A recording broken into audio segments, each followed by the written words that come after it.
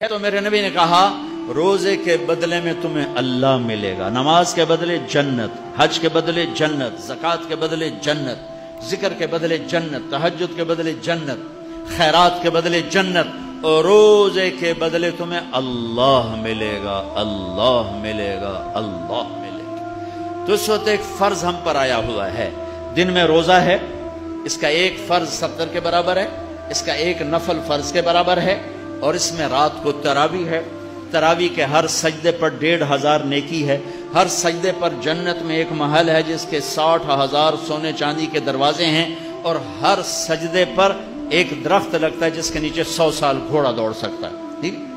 تو اگر آپ 20 تراویح پڑھتے ہیں روزانہ اور 40 سجدے کرتے ہیں تو 60,000 نیکیاں روز دے کے جاتے ہیں، 40 محل لے کے جاتے ہیں، 40 درخت لے کے جاتے ہیں، اور آخری رات میرا اللہ کہتا ہے رات کی تراویح اور دن کے روزے کے بدلے جاؤ، میں نے تمہیں معاف کر دیا، میں نے تمہیں معاف کر دیا۔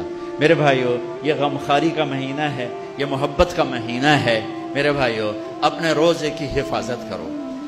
اس میں اللہ نے ہمیں ایک رات دی ہے جس کا نام ہے شب قدر، لیلۃ القدر، قدر ہے، قدر نہیں قدر۔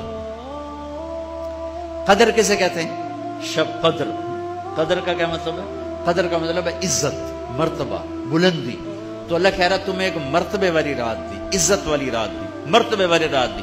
پہلی قوموں کو شب قدر نہیں ملی، ہمیں ملی ہے۔ صرف لیلۃ القدر ہمارے لیے، پہلوں کے لیے نہیں۔ ایک رات 80 سال سے زیادہ بندگی، 21، 23، 25، 27، 29، ان 5 راتوں میں تلاش کر لو۔ آج کل راتیں چھوٹی ہیں، تھوڑا سا جاگ لوگے، پوری رات کی بندگی کا اجر مل جائے گا۔